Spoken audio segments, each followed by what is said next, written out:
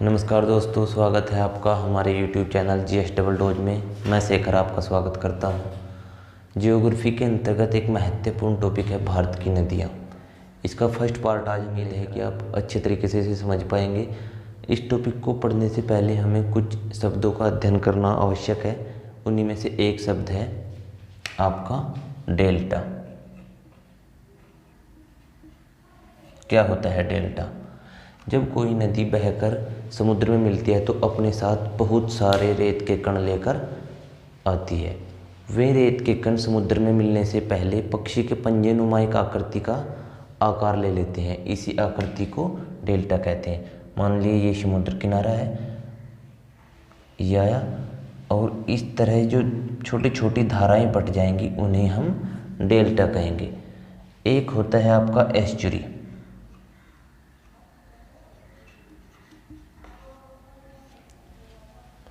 वह बंद क्षेत्र जहाँ पर नदी का ताज़ा और समुद्र का या सागर का खारा पानी मिलता है, एस्चुरी कहलाता है।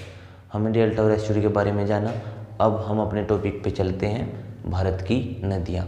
अफवाह तंत्र यानी नदियों के बहने का जो सिस्टम होता है उसे ही अफवाह तंत्र कहते हैं। अफवाह तंत्र के आधार पर नदियों को दो हिस्सों में बांटा गया है, हिमालयी अफवाह तंत्र और दूसरा प्रायद्वीपीय अफवाह तंत्र।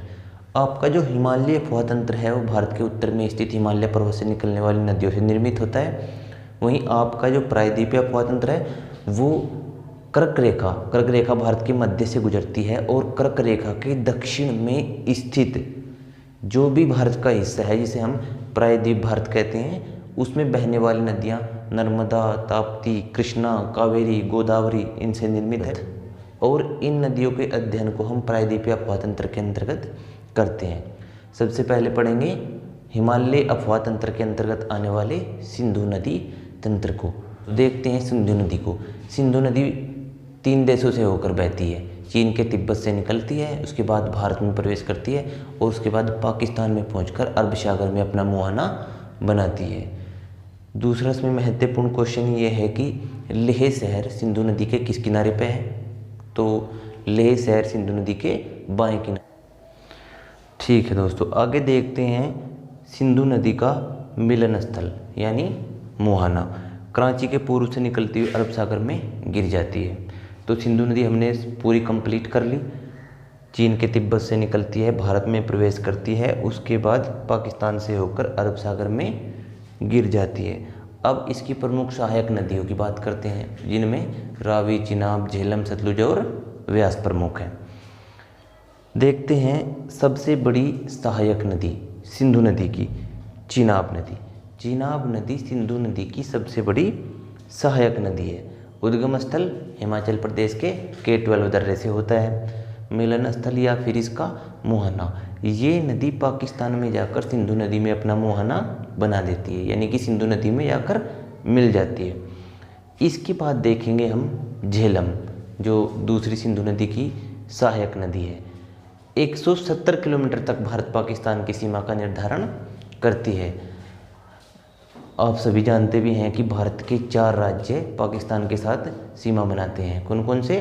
जम्मू कश्मीर, पंजाब, राजस्थान और गुजरात। इसी तरह झेलम नदी भी 170 किलोमीटर तक भारत पाक सीमा का निर्धारण करती है।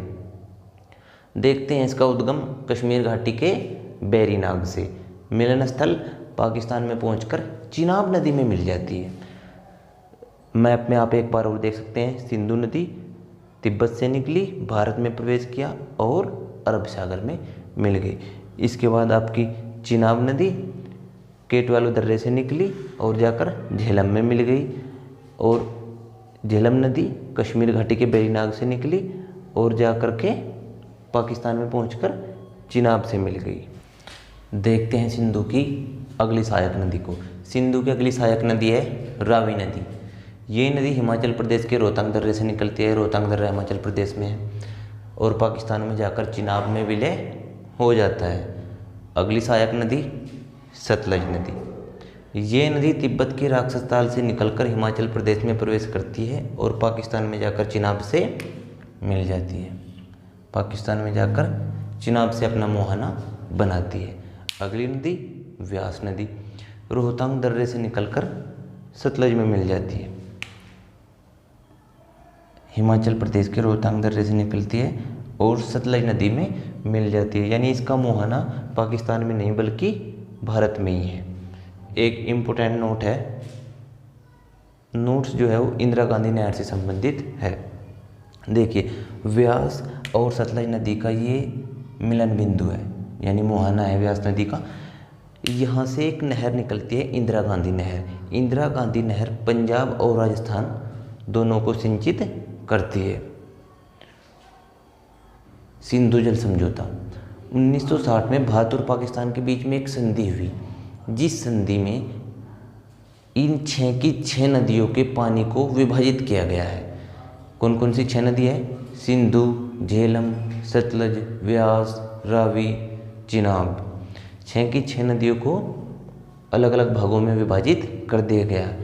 इस समझौते के अनुसार जल का नियंत्रण 3 पूर्वी नदियों व्यास, रावी और सतलुज, इनके जल का नियंत्रण किस पे होगा? पाकिस्तान पे। और 3 पश्चिमी नदियों सिंधु, चिनाब, झेलम, इनका नियंत्रण किस पे होगा? भारत को। आपने अभी सिंधु नदी जो जल तंत्र है उसके बारे में डिटेल से जाना। ये भारत की नदियों का प्रथम भाग था। एक बार मैप का दोबारा अध्ययन करेंगे, देखेंगे सिंधु नदी तिब्बत से निकलती है और अरब सागर में गिर जाती है। इसकी अन्य सहायक नदियाँ कौन कौन सी हैं? झेलम, चिनाब, रावी, सतलज और ब्यास। झेलम, चिनाब, रावी और आपकी सतलज सभी नदियाँ पाकिस्तान में जाकर एक दूसरे से विलय होती हैं, यानी कि चिनाब में मिलती हैं, जबकि ब्यास नदी का मुहाना भारत में ही सतलज नदी पर बनता है। इसके बाद देखते हैं इंदिरा गांधी नहर। इंदिरा गांधी नहर व्यास और सतलज नदियों के मुहाने से निकलती है और पंजाब और राजस्थान के क्षेत्र को सिंचित करती है। दोस्तों, हमारे चैनल पर आने और अपना कीमती समय हमें देने के लिए बहुत बहुत धन्यवाद।